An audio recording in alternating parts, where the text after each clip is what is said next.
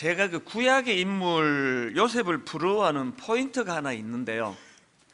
아시다시피 요셉은 그 인생의 출발이 막 엄청난 고난과 또 핍박과 그리고 뭐 말로 다 표현할 수 없는 그런 초라하고 비참함으로 시작한 인생이지만, 그러나 요셉은 그 마지막이 너무나 멋지게 그렇게 그 마무리한 인생이 요셉이거든요. 뭐 총리 대신이라고 하는 뭐 권력을 얻어서라기보다는 그 죽음 직전에 요셉이 보여준 그 성숙하고 아름다운 모습들이 야, 참 멋지다 그런 생각을 갖게 하더라고요. 그렇게 자기 가슴에 굵은 대못을 박은 형제들을 다 용서하고 그 형제들의 자손들에게까지라도 축복하면서 그렇게 거두어주는 그런 모습들도 너무 아름답고요. 또 임종 직전에 이제 나는 죽지만 하나님의 약속하심과 그 하나님의 뜻과 경륜을 우리가 살펴서 그렇게 꿈을 가져야 된다는 요지로 그런 말씀을 전하고 인생을 끝내는 요셉이 참 부럽습니다. 그런 점에서 본다면 야곱의 인생도 저는 참 부럽습니다. 여러분이 다 아시지만 그 젊은 시절에 야곱은 좀 미숙하고 문제가 많은 그런 사람이었지만, 그러나 저는 야곱의 인생을 딱 한마디로 정의를 한다면 이렇게 말할 수 있다 생각합니다. 야곱은 처음보다 끝이 더 좋은 인생이었다. 이게 얼마나 부러운 덕목입니까? 이런 면에서 본다면 저의 스승 되시는 옥하는 목사님이 부러운 것도 마찬가지입니다. 목사님이 막 유명하시고 막 큰 교회 목사님이 되셔서 부러운 게 아니고요. 목사님은 은퇴하시는 그날까지 한결같은 그런 모습으로 참 모든 사람이 또 후배 목회자들이 존경하는 그런 모습을 견지하시면서 사역을 은퇴하신 것도 너무 부럽고요. 그리고 또 너무 빨리 돌아가셔서 늘 그게 참 아쉽고 마음이 아프지만, 또 그러나 마지막 돌아가실 때까지 그 깨끗한 그런 이미지를 가지고 그런 인생의 마무리를 잘 지으셨다는 점에서 저는 옥하는 목사님이 참 부럽습니다. 지금 여러분 우리 주변에서 일어나는 일들을 보면은 인생이 그 끝이 아름답기가 이게 얼마나 어려운가를 뼈저리게 지금 느끼고 있는 거 아닙니까? 성경에도 보면은 처음에 그렇게 잘 나가다가 그 끝이 비참해진 그런 케이스가 뭐 얼마나 많습니까? 사울 왕을 위시해가지고 구약의 많은 왕들이 그런 비참한 마무리로 인생을 끝내는데요. 그 우시야 왕은 그렇게 하나님께 인정받고 충성하다가 마지막에 그만 교만해져 가지고 그 저주를 받아 인생을 끝내는 그런 케이스도 있지 않습니까? 그렇기 때문에 우리 모두가 다 하나님 앞에 아버지, 우리는 이 야곱처럼 처음보다는 갈수록 더 좋아지는 인생, 그리고 요셉처럼 처음에는 고난이 많았지만 참 마무리가 너무나 아름다운 인생이 되기를 원합니다. 지금부터 그런 기도를 드려야 한다고 생각합니다. 유명한 윌리엄 셰익스피어의 작품 중에 이런 제목의 작품이 있습니다. All's well that ends well. 우리말로 하면은 끝이 좋으면 다 좋아. 그 제목이 참 와닿는 거예요. 그런가 하면은 독일 속담에도 비슷한 속담이 있습니다. Ende gut, alles gut. 이거 역시도 우리말로 하면은 끝이 좋으면 모든 것이 좋다. 제가 이런 것들을 쭉 살펴보면서 무슨 도전이 생기는가 하면은 저나 여러분이 지금 나이가 몇 살인지도 중요하지 않고요. 이전에 얼마나 철딱서니가 없고 실수가 많았고 이것도 중요하지 않고요. 지금부터 이제 우리가 인생의 후반전 남은 인생을 잘 살아나가면 끝이 좋으면 모든 게 좋다. 그런 적용이 되기 때문에 이제 우리가 하나님 앞에서 다시 한번 결단하고 아버지, 내 남은 인생 요셉처럼, 야곱처럼, 옥하는 목사님처럼 지금보다 뒤가 더 좋고 끝이 더 멋지고 끝이 더 아름다운 그런 인생이 되기를 원합니다. 그런 하나님께 기도가 저와 여러분에게서 나오게 되기를 바랍니다. 이런 맥락에서 보면은 오늘 본문의 주인공 벨사살 왕은 진짜 비참한 왕이에요. 절대로 따라하면 안 되는 왕의 그 인생의 여정길입니다. 오늘 본문 다니엘서 5장의 구도를 보면 이게 꼭 벨사살 왕의 그 삶을 함축적으로 보여준다, 그런 느낌을 가지게 되는데요. 여러분, 이 다니엘 5장 1절이 말씀을 어떻게 시작하는지 아십니까? 화려한 잔치로 시작하는 게 다니엘서 5장입니다. 1절을 보십시오. 벨사살 왕이 그의 귀족 1000명을 위하여 큰 잔치를 베풀고 그 1000명 앞에서 술을 마시니라.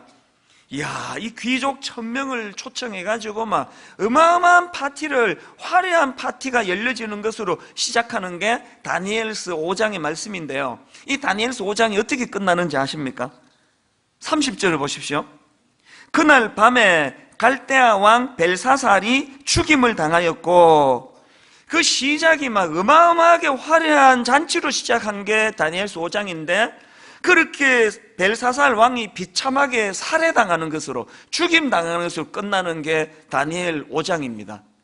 이게 꼭 그 벨사살 왕의 모습을 보여주는 것 같은 그런 느낌이 드는 것은 벨사살이 그랬기 때문이에요. 그래서 오늘 우리는 이 벨사살 왕이 뭐가 잘못됐길래, 인생에 뭐가 꼬였기 때문에 그렇게 화려한 삶을 구사하다가 마지막이 그렇게 비참하게 끝나게 되었는가, 이걸 좀 살펴봐야 되는데요.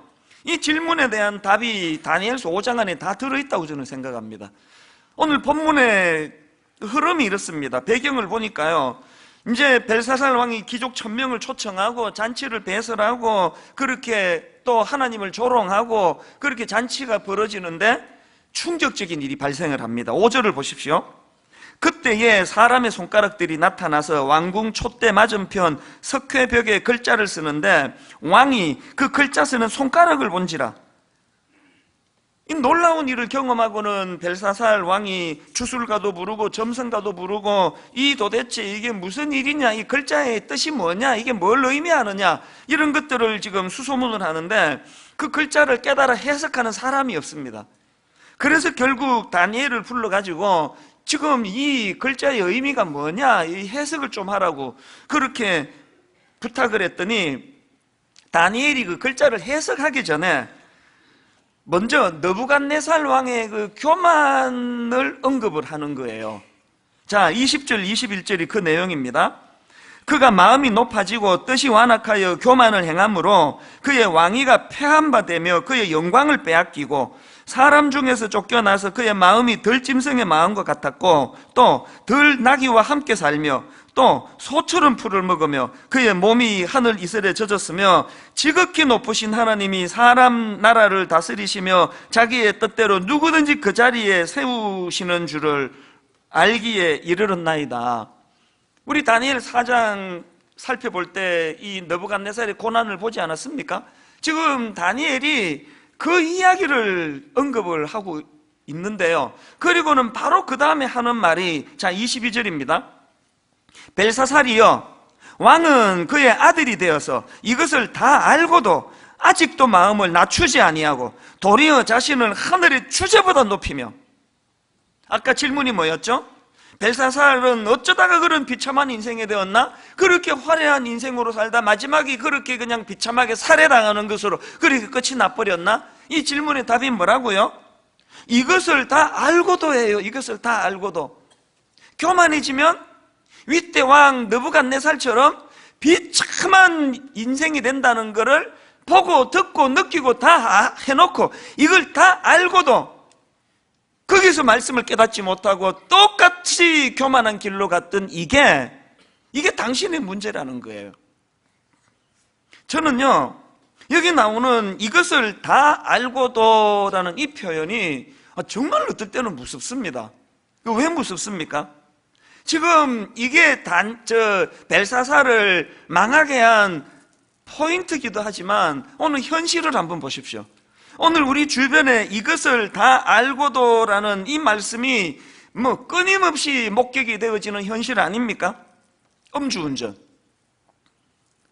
어제도 나왔고 그 전날에도 나왔고, 그 술 먹고 운전하다가 남의 인생도 죽이고 자기도 완전히 폐가 망신해가지고 그렇게 수갑차고 눈물을 뚝뚝 흘리면서 그 술 먹고 운전하지 말았어야 되는데 그런 이런 것들을 기사를 통해서 늘 다큐멘터리를 통해서 접하면서도 이것을 다 알고도 어제도 또 음주운전한 사람이 있을 거예요. 제가 이런저런 자료를 보다가 어느 기사를 보니까 참 마음이 묘하더라고요. 어느 날 경찰이 2시간 동안 음주운전 단속을 했대요. 이제 전국적으로 음주운전 단속하면서 더 놀라운 게 미리 예고도 했대요. 오늘 밤 9시부터 11시까지 전국적으로 이제 음주운전 단속을 한다. 그랬는데 여러분, 그 2시간 동안에 음주운전 하다가 잡힌 사람이 몇 명인지 아십니까? 534명이랍니다. 이런 어리석음을 벨사살로 말하면 딱 한마디, 이것을 다 알고도 이 어리석음 아닙니까? 수년 전에 어떤 유명한 목사님이 성적으로 죄를 지어가지고 본인도 수치의 자리에 빠지고 한국교회도 너무나 가슴 아픈 그런 자리에 빠지고 하나님이 조롱을 당하는 이런 가슴 아픈 일들을 뻔히 뉴스로 입으로 전해지고 다 겪었는데 불구하고 또 좀 있으면은 또 같은 일이 일어나고 또 좀 있으면 또 같은 일이 일어나고 급기야 요 근래에는 무슨 그루밍 성폭행이라는 말이 교회 안에서 나오는 게 이게 뭘 의미하는 거냐고요. 이게 바로 벨사살의 이것을 다 알고도 아닙니까? 여러분 뭐 누구를 욕하고 비난하고 그러라고 그런 사건을 하나님이 주신 게 아니라 벨사살이 어떻게 해요? 그 느부갓네살의 그런 교만하다가 징계를 받은 그 내용을 우리가 받았으면 자기는 그것을 타산지석으로 삼아가지고 하나님 앞에 겸손의 길로 나가야 되는데 이거를 실패했기 때문에 비참한 인생이 돼버린 게 그게 벨사살이라는 거예요. 자, 그러면 벨사살에게 하나님께서 윗대 느부갓네살을 통해서 자기에게 교훈을 주시기를 원했다면 오늘 우리에게는 이 벨사살의 어리석음을 왜 오늘 기록하고 또 종을 통해서 이거를 설교로 듣게 하시는 건가요? 그 인간 그거 진짜 그 바보 같은 놈이네? 그 벨사살 평가하려고 이 말씀을 주는 게 아니에요. 우리 자신을 돌아보자는 거예요. 어떤 부분에서 내가 지금 내 삶에 이것을 다 알고도라는 이 굴레를 벗어나지 못하고 있는가?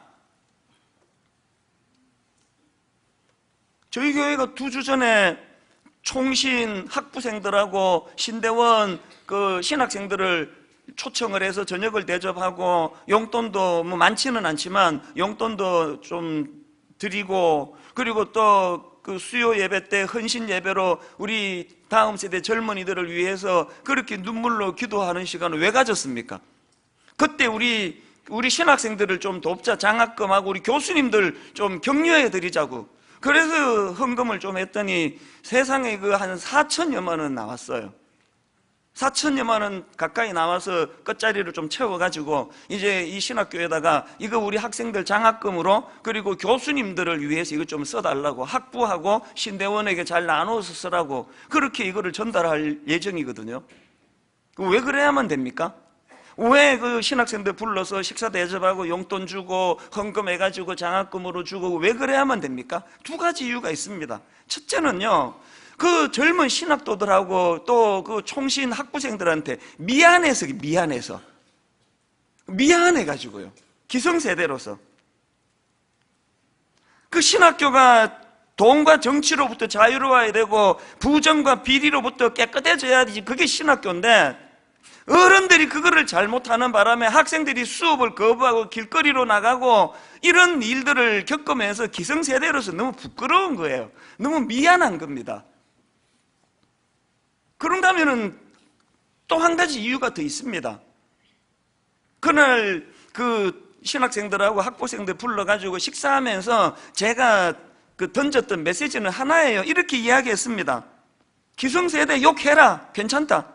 이찬수 목사 마음껏 욕해라. 욕 얻어먹어도 싸다. 우리 세대는 한국교회를 이렇게 만들었는데 마음껏 비판하고 마음껏 욕해라. 단 준비하면서 욕해라. 준비하면서 당신들이 윗대에 대하여 준비 없이 욕만 해대면은 30년 뒤에 당신들의 후배들에게 똑같은 수치를 당하게 될 것이라고. 30년 전에 신학교 다닐 때 우리는 욕 안 했느냐고. 윗대 이러면 안 된다고 욕 다 했지만 지금 뭐 달라진 게 별로 없는 거 아닙니까? 그러면서 제가 그날 간담회 하면서 손톱 이야기를 했어요. 우리 딸아이가 한 3살, 4살, 4살도 안 될 때예요. 아장아장 그럴 때인데요. 저녁에 엄마가 이제 세수하려고 화장실로 들어갔는데 언제 뒤따라와가지고는 그 반대편 문틈에다가 손을 집어넣어 버린 거예요. 그래서 문을 딸깍 닫는데 애가 막 자지러지듯 비명을 질러가지고 놀라가지고 가보니까 손톱 하나가 이렇게 붕 떠서 죽어버렸어요. 그래가지고 그냥 뭐 그때가 밤 한 11시 가까이 됐던 걸로 기억하는데요. 이 아이를 안고 뭐 응급실로 달렸죠. 그래가지고 이제 비상으로 그 수술을 했는데 뭐 손톱 이거 수술이라는 게 보니까 바느질이더라고요. 이게 붕 뜬 거를 이거를 이제 마취해가지고 이걸 다 이제 바느질을 하듯이 이제 이걸 기워가지고 절망적인 선포를 내리는 겁니다. 불행하게도 이 손톱 바로 아래에 있는 요 성장 세포가 있는데 손톱을 자라게 하는 성장 세포를 다쳤다는 거예요. 그래서 이제 이 손톱이 안 날 거라는 겁니다. 그러면서 의사분이 하시는 말씀이요. 오늘 밤이 정말 중요하다. 이걸 지금 이렇게 수술을 했는데 얘가 이제 마취 깨고 그 가렵고 그래가지고 이거를 이렇게 건드려 버리면 끝장이라는 거예요. 여러분 그날 밤에 제가요 얘 손 붙들고 밤을 샜습니다. 당사자는 코를 골면서 자는데요 옆에서 제가 손을 잡고 밤을 샜습니다.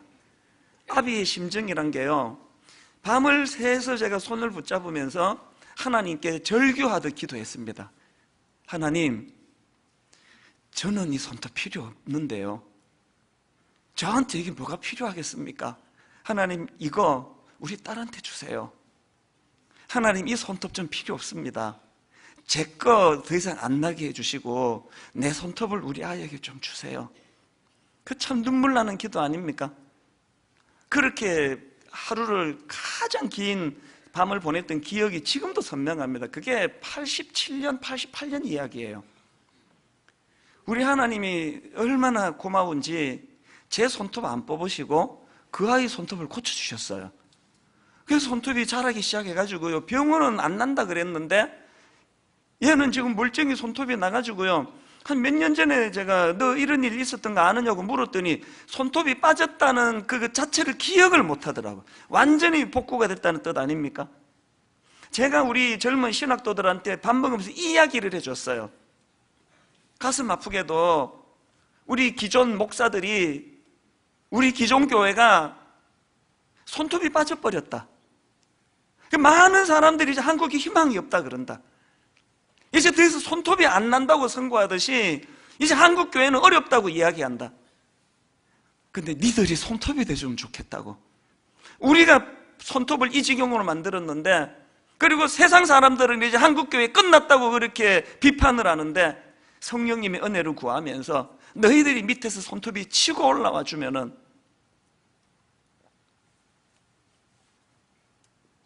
우리 이거 놓고 기도해야 됩니다. 하나님, 우리 기성세대의 죄악을 용서해 주시고 아버지 우리들의 죄로 말미암아 우리 자녀 세대, 다음 세대 교회를 떠나가고 그 신학교에 와가지고도 참 수업 거부하고 뭐 이런 가슴 아픈 일이 일어나는데 하나님 특별한 은혜를 베풀어 주셔서 우리 기성세대의 타락한 손톱은 다 빨리 빠져버리고 그리고 세상은 손톱 안 난다고 선고할지 몰라도 성령님의 역사하심으로 우리 다음 세대가 한국교회를 치고 올라오는 새 손톱이 되게 하여 주시옵소서. 우리가 해야 될 기도라고 저는 생각하고 그 얘기를 제가 나누었습니다. 어떤 목사님이 손톱이 빠져버려가지고 막 닿으면 아파 죽을 것 같고 막 신경이 그냥 곤두서고 그랬는데 밑에서부터 새 손톱이 치고 올라오니까 그게 다 치료가 되더라. 그런 이야기도 제가 전해줬습니다. 우리 다음 세대를 위해 기도해야 되는데요 그러려면은 여러분 우리 다음 세대가 20대가 10대가 또 30대가 자라나는 죽은 손톱을 살리게 만드는 새 손톱이 되기 위해서는 해야 될 게 하나 있습니다. 벨사살이 걸어갔던 그 길로 가면 안 됩니다. 윗대에 교만했던 느부갓네살의 잘못된 모습을 보고 그가 당하는 고난을 보고 이것을 다 알고도 그러면서 따라하는, 이건 막아야 된다는 거예요. 욕하면서 담는 거 아닙니까? 욕하면서. 여러분 가정의 아들을 축복하고 여러분 가정의 딸을 위해서 기도할 때 하나님, 우리는 비록 부족함이 많은 부모고 참 예수 믿는다 그러면서 약한 점이 많은 부모지만 아버지, 우리 아들이 벨사살 되지 않기를 원합니다. 이것을 다 알고도 부모가 이렇게 믿음이 약하면 이런 어려움을 겪는다는 걸 다 경험해 보고도 그 부모의 길을 똑같이 걸어가는 벨사살이 아니라 하나님, 우리 아이에게는 우리 가정을 새로 불러일으키는 새 손톱이 되기를 원합니다. 이게 우리가 해야 될 기도 아니겠습니까? 이런 의미에서 지금부터라도 우리 자신들이 벨사살이 범했던 그 우의 잘못된 걸음에서도 벗어나야 되는데요, 이 하나님의 경고의 말씀을 보십시오. 누가복음 21장 34절. 너희는 스스로 조심하라. 그렇지 않으면 방탕함과 술 취함과 생활의 염려로 마음이 둔하여지고 뜻밖의 그날이 덫과 같이 너희에게 임하리라. 아직 우리 기회 있잖아요.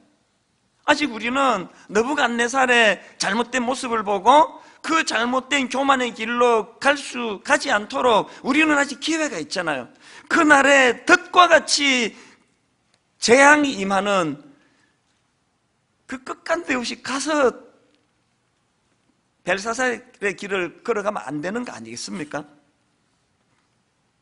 이게 오늘 본문에 나오는 이것을 다 알고도 그 의미거든요. 근데 여러분, 이 본문 22절에 보면은요, 벨사살이 느부갓네살 왕의 아들이라고 그렇게 기록이 되어 있습니다. 22절입니다. 벨사살이여 왕은 그의 아들이 되어서 이것을 다 알고도. 근데 여러분, 사실 벨사살은 느부갓네살 왕의 아들이 아닙니다. 그 아들이 아닌데 왜 아들이라고 기록했을까요? 이거에 대해 가지고 학자들의 의견이 분분한데요, 저는 송병년 교수님이 쓴 추석에서 그 참 공감이 되는 설명을 하나 들었습니다. 유대인들은 이 아들이라는 용어를 통해 그 직업을 표현하기도 하고 또 그 사람의 성격을 나타내기로 한다는 거예요. 그 여러분이 잘 아시지만 예수님이 예루살렘에 입성하실 때 그 내용을 다룬 마태복음 21장은 아시죠? 자, 마태복음 21장 8절 9절을 한번 보십시오. 무리의 대다수는 그들의 겉옷을 길에 펴고 다른 이들은 나뭇가지를 베어 길에 펴고 앞에서 가고 뒤에서 따르는 무리가 소리 높여 이르되 호산나 다윗의 자손이여 찬송하리로다. 여러분, 우리말 성경으로 호산나 다윗의 자손이여는 그렇게 잘된 번역이 아니에요. 왜냐하니까 원어로 그대로 직역하면은 다윗의 자손이여가 아니고요, 원어에 보면은 다윗의 아들이여로 되어 있습니다. 그래서 영어 성경을 보면 열이면 열 다 Son of David으로 되어 있습니다. 다윗의 아들이여 이렇게 기록했습니다. 여러분 다 아시죠? 예수님이 다윗 왕의 아들입니까? 아니에요. 근데 왜 다윗의 아들이라고 이야기합니까? 아까 말씀드렸잖아요. 유대인들의 표현에는 그 다윗의 아들이여 할 때 그 다윗의 그 계열, 다윗의 그 계보, 그와 같은 방향, 같은 목표를 향해 가는 그 군을 향해서 강조하기 위해서 아들이라는 표현을 썼다는 거 아닙니까? 이게 저에게 무슨 경고가 되는지 아십니까? 벨사살은 지금 느부갓네살의 아들이라는 이 표현 속에서 벨사살이 가지고 있는 칼라가 거기에 담겨 있는 거 아닙니까? 느부갓네살은 교만한 왕이고 그 교만으로 말미암아 끔찍한 고난을 당했던 인물인데 벨사살이 느부갓네살의 아들이라는 그 계열이라는 거예요. 그 제가 이 말씀을 묵상하다 이런 생각을 해봤습니다. 여러분은 누구의 아들이세요? 바벨론 왕의 아들입니까? 여러분 하나님의 아들이세요? 이거는 남녀를 구분지어서 하는 표현이 아니에요. 상징이에요. 여러분은 누구의 딸입니까? 그리고 또 한 가지, 우리가요 하나님이 느부갓네살 왕을 통해서 주변에 있는 그 사람을 통해서 우리에게 경고를 주실 때 그 경고를 우리가 제대로 받지 못하고 깨닫지 못하면 현상을 유지하는 게 아니라 더 나빠진다는, 더 악해진다는 거예요. 뭘 보고 이런 말씀을 드릴 수 있느냐? 여러분, 자, 느부갓네살 왕의 경우를 먼저 한번 보십시오. 다니엘 1장 2절입니다. 주께서 유다왕 요야김과 하나님의 전 그릇 얼마를 그의 손에 넘기심에 그가 그것을 가지고 신할 땅 자기 신들의 신전에 가져다가 그 신들의 보물 창고에 두었더라. 윗대 느부갓네살 왕은 금방지게 하나님의 성물을 탈취해가지고 창고에 처박아뒀어요. 근데 벨사살은 거기다가 한술 더 떱니다. 자, 오늘 본문 다니엘 5장 2절 3절을 보십시오. 벨사살이 술을 마실 때에 명하여 그의 부친 느부갓네살이 예루살렘 성전에서 탈취하여 온 금, 은 그릇을 가져오라고 명하였으니 이는 왕과 귀족들과 왕후들과 후궁들이 다 그것으로 마시려 함이었더라. 이에 예루살렘 하나님의 전 성소 중에서 탈취하여 온 금그릇을 가져오매 왕이 그 귀족들과 왕후들과 후궁들과 더불어 그것으로 마시더라. 4절, 그들이 술을 마시고는 그 금, 은, 구리, 쇠, 나무, 돌로 만든 신들을 찬양하니라. 윗대 느부갓네살의 교만은 감히 하나님의 성물을 빼앗아가지고 창고에 처박아두는 그런 악을 저질렀다면 벨사살은 한술 더 떠가지고 그 성물 갖고 와라, 하나님을 조롱하는데 술 따르는 술잔으로 그걸 쓰고 있다는 거예요. 뭘 의미하는지 아시겠습니까? 여러분, 우리가 교만한 자리에 빠져 있었는데 하나님이 경고의 말씀을 주실 때 그 말씀을 깨닫고 수용하지 않으면 제자리에 있는 거 없습니다. 더 포악해져요. 더 나빠져요. 초신자가 교회에서 해악을 끼치는 거하고 오래된 신자가 교회에서 해악을 끼치는 거하고 그 무게감이 다른 이유가 여기에 있는 거예요. 저는 우리 교역자들에게 자전거 이론이라고 제가 만든 거에 한번 그냥 그렇게 붙여봤습니다. 자전거 이론은 뭔가 하면은요, 나아가거나 쓰러져 있거나, 자전거는 중간에 서 있는 거 없습니다. 달려가거나 넘어져 있거나예요. 여러분, 우리가 느부갓네살 주변에 있는 상징적으로 느부갓네살 왕의 그 잘못된 모습을 하나님이 내게 주시는 경고로 받고 그것을 내 삶에 적용을 해서 교만을 꺾지 않으면요, 우리는 더 포악해져요. 더 교만하고요, 더 악해지고 예수 오래 믿은 사람일수록 더 나빠지는 이유가 여기에 있습니다.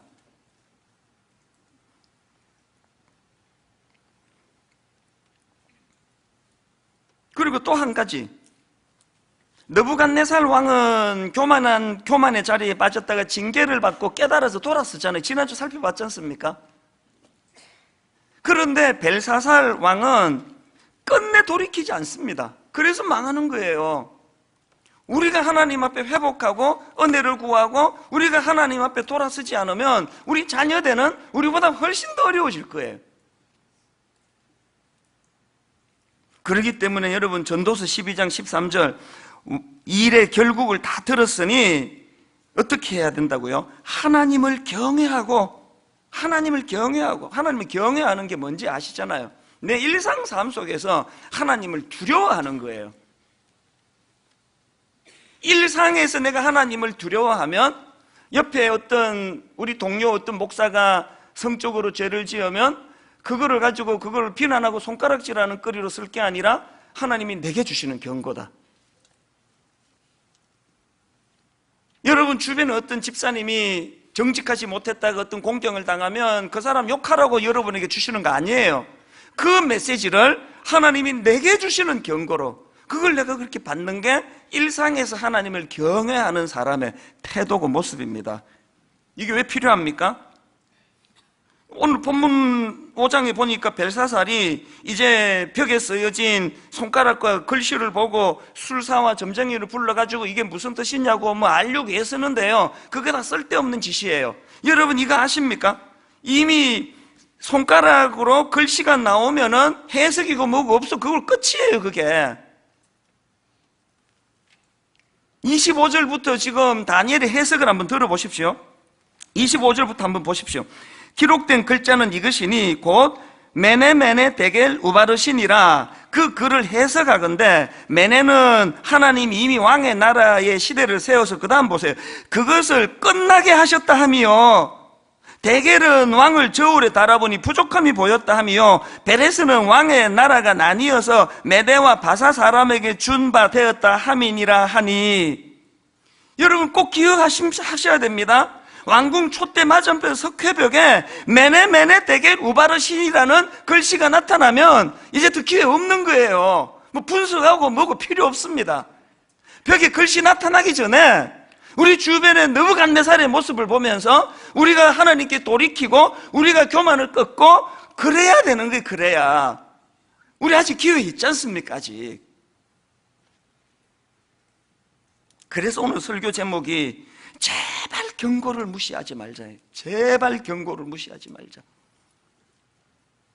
주변의 느부갓네살 통해 혹은 누가 그 음주운전하다가 그렇게 낭패를 봤다 그러면 그 자리에서 여러분이 어느 목회자가 성적으로 무너졌다는 이야기가 들려지면 그 자리에서 두려움을 느끼고 하나님 제가 뭘 더 조심해야 되는지 가르쳐 주시기 원합니다.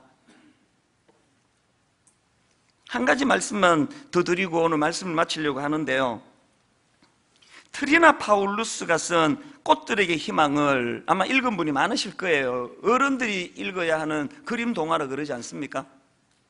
그 꽃들에게 희망을 이라는 그 동화에 보면은 줄무늬 애벌레가 등장을 하는데요, 이 줄무늬 애벌레가 이제 더 나은 삶의 목적을 찾아가지고 길을 떠납니다. 그렇게 길을 가다가 보니까 큰 기둥이 하나 있는데 보니까 막 어마어마한 애벌레들이 그 기둥을 올라타려고 마비교환이 되어 있는 거예요. 그 기둥이 막 어마어마하게 큰 거예요. 이 줄무늬 애벌레도 그 거대한 기둥을 오르기 시작하는데 모든 애벌레들이 기둥을 오르면서 가지는 공통된 생각이 그 꼭대기에 삶의 목적이 있을 거라는 거예요. 그 목표를 향해서 그 동료들을 밟고 딛고 그렇게 꼭대기에 올라가는데 주인공 줄무늬 애벌레가 드디어 모든 경쟁자들을 다 물리치고 기둥 꼭대기 근처까지 다다르는데요, 이 주인공이 그 목표한 곳에 다다라 가지고 받은 충격이 세 가지예요. 어떤 충격이냐? 첫 번째 충격이요, 그렇게 고생해가지고 올라갔는데 기둥 꼭대기에 아무것도 없더라는 거예요. 이게 첫 번째 충격이에요. 두 번째 충격이 뭔지 아십니까? 그 주변에 상당히 많은 다른 애벌레들이 그 사실을 알면서도 쉬쉬하면서 그것을 숨기고 있더라는 거예요. 왜? 그게 드러나면 기둥이 와해가 될 거니까. 세 번째 충격이 뭐냐? 정신 차리고 보니까 자기가 속아서 올라왔던 것 같은 기둥이 헤아릴 수 없이 많더라는 거예요. 이 그림 동화가 우리에게 주는 메시지가 뭘까요? 여러분, 그 그림 동화에 기둥이 둘 나옵니다. 하나는 벌레들이 스스로 하늘에 오르기 위해서 몸부림치며 기어 오르는 과정에서 만든 기둥이고요, 그리고 또 한 기둥이 있는데 나무예요. 나무는 애벌레가 태어난 삶의 근원 아닙니까? 이 애벌레들이 오르려고 해서 만들어진 기둥은 허상이에요. 그 끝에 아무것도 없습니다. 옆에 있는 그 나무는요, 그 애벌레가 나비 되기 위해서 애쓸 게 없습니다. 나무에 붙어 있으면 돼요. 이게 오늘 우리에게 영적으로 무슨 메시지를 줄까요? 뭐가 교만입니까? 근원 되시는 하나님을 제외시키고 내가 노력해가지고 저 기둥이 올라가겠다는 몸부림치는 이 자체가 그게 교만이라는 거예요. 하나님은 이 사실을 깨트려 주시기 위해 가지고 주변에 느부갓네살의 교만도 보여주시고 벨사살의 교만에서 망한 것도 보여주시고, 그래서 또 오늘 담임 목사인 저를 통해서 그 사실을 여러분에게 좀 전하고 있는 거거든요. 결론을 이렇게 맺기 원합니다. 지난주 살펴본 것처럼 다니엘 4장 37절에서 느부갓네살이 고난을 통해서 그가 깨달은 거, 이게 우리에게 주시는 메시지가 있기 때문에 한 번 더 읽고 말씀을 마치려고 합니다. 그러므로 지금 난 느부갓네살은 하늘의 왕을 찬양하며 칭송하며 경배하노니 그의 일이 다 진실하고 그의 행하심이 의로우심으로 교만하게 행하는 자를 그가 능히 낮추심이라. 뭐가 교만인지 아시겠죠? 애벌레가 지가 어떻게 노력해서 동료들 꺾어가지고 그 기둥 꼭대기에 올라가려고 시도하는 이 자체가 교만이에요.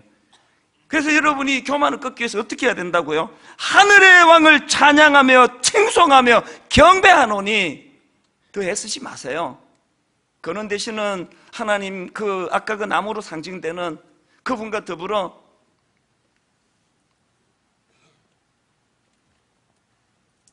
저는 오늘 이제 한 해가 점점 마무리돼가는 이 시점에서 나는 지금 그 신기루 같은 세상이 만든 가짜 기둥 아무것도 없는데 오르며 이 중에는 꼭대기 갔다가 허무에 빠진 분도 계실 거고 중간쯤 올라가지고 내 조금 더 노력하면 갈 수 있다고 전의를 불태우는 분도 계시고 할 텐데요. 여러분, 지혜는 이런 말씀을 통해서 꼭대기까지 안 가고 깨닫는 거예요. 오늘 이 깨달음이 성령님의 은혜로 저와 여러분에게 회복되기를 바랍니다. 오늘 말씀을 기억하시면서 우리 이 찬양을 같이 한번 불러보면 좋겠습니다. 나의 영혼이 잠잠히 하나님만 바라미여 나의 구원이 누구에서 납니까? 그에게서 나는도다. 나의 영혼아 잠잠히 하나님만 바라라. 왜 그래야 됩니까? 나의 소망이 저에게서 나는도다. 허상의 기둥 내려오시고요, 그냥 생명의 근원되는 나무 더불어 누리고 즐기며 붙어 있기만 하면 됩니다. 나비가 되는 유일한 길이 애벌레에게 그 길을 택하는 겁니다. 우리 가사를 생각하시면서 한번 말씀을 정리하는 시간 갖기 원합니다. 나의 영혼이 잠잠히 나의 영혼이 잠잠히 하나님만 바라미여 나의 구원이 누구에서 납니까? 그에게서 나는도다.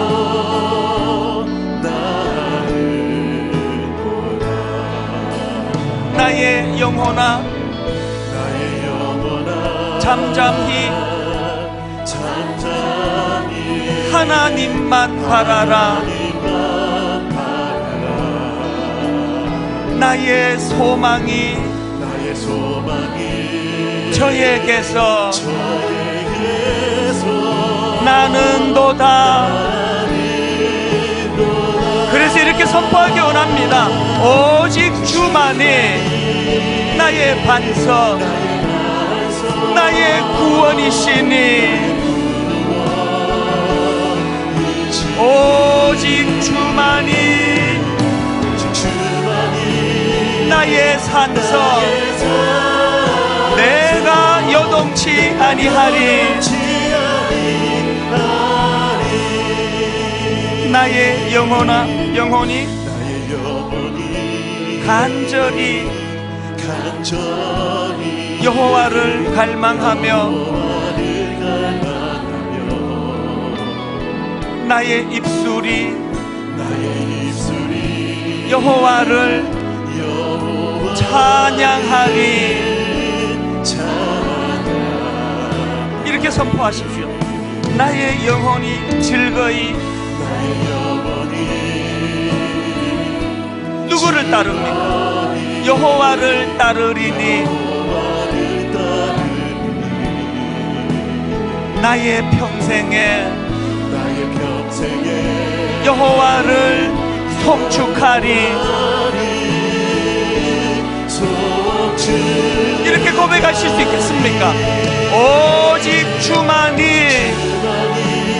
나의 반석, 나의 구원이시니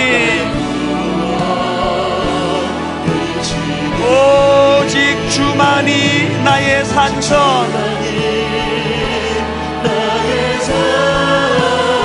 내가 요동치 아니하니.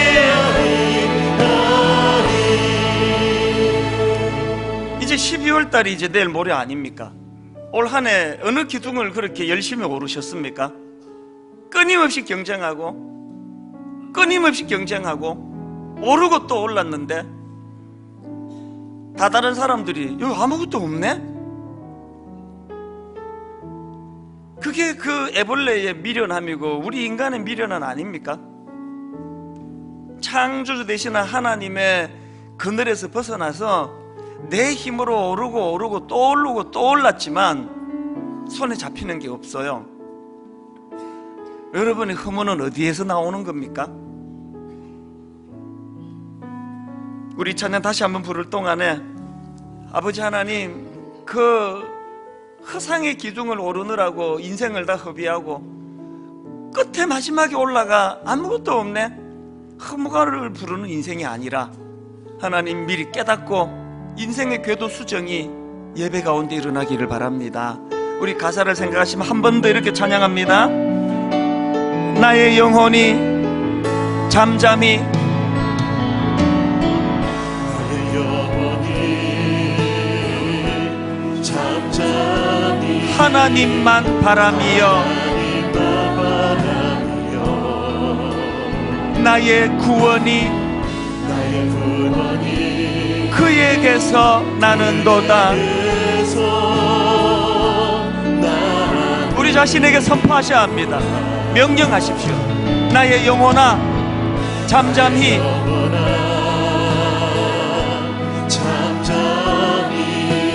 하나님만 바라라. 왜 그래야만 합니까? 나의 소망이 저에게서 나는도다. 이 깨달음을 가지고 힘있게 선포합니다. 오직 주만이 나의 반석, 나의 구원이시니 오직 주만이 나의 산성, 내가 요동치 아니하리. 나의 구원, 나의 영광, 나의 구원, 나의 영광 누구에게 있습니까? 하나님께 있으니 내 힘의 반석과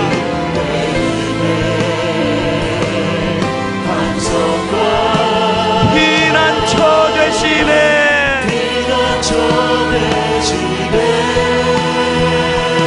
오직 주만이 나의 반석, 나의 구원이시니 오직 주만이 나의 산성, 내가 요동치 아니하리. 예수의 보혈로 질문하세요. 그대는 씻기어 있는가? 마음속에 여러가지 죄악이, 여러분 질문하셔야 합니다. 깨끗이 씻기어 있느냐? 예수 십자가에 흘린 피로써 질문하세요. 그대는 씻기어 있는가?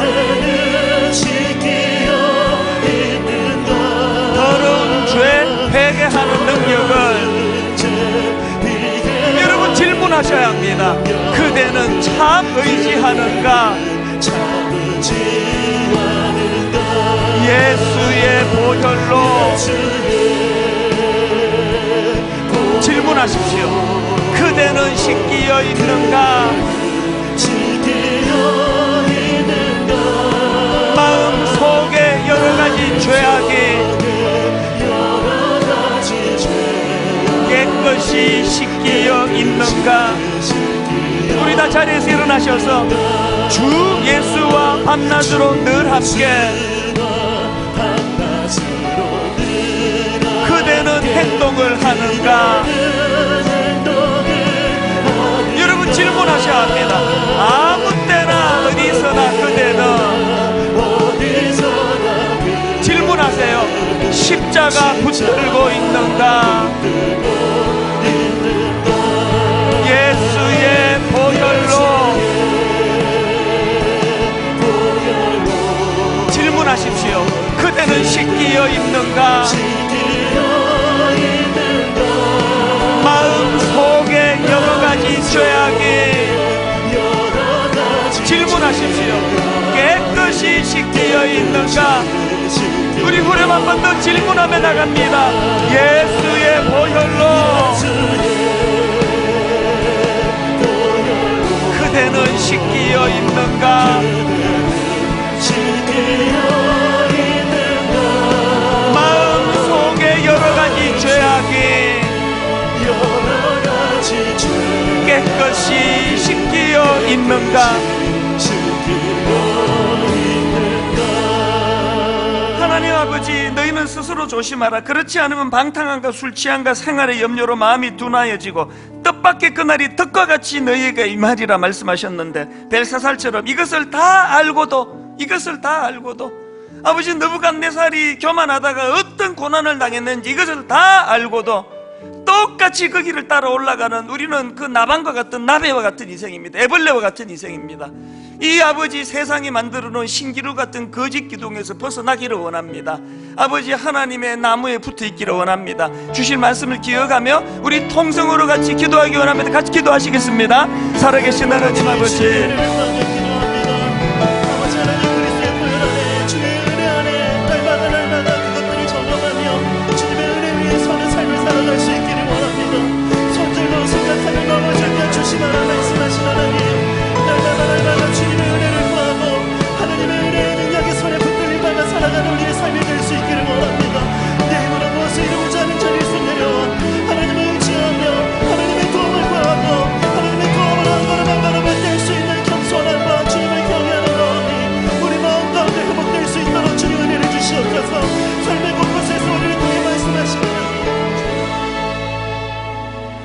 벨사살이여, 왕은 그의 아들이 되어서 이것을 다 알고도 아직도 마음을 낮추지 아니하고 도리어 자신을 하늘의 주저보다 높이며, 하나님 주변에 수많은 느부갓네살, 어리석은 그 느부갓네살 같은 사람들의 교만이 그 사람을 어떤 징계의 자리로 이끄는지를 우리가 다 보고 듣고 느끼고 하면서도 우리도 벨사살처럼 여전히 이것을 다 알고도 아직도 마음을 낮추지 아니하는 이 미련함을 주님 불쌍히 여겨주시기 원합니다.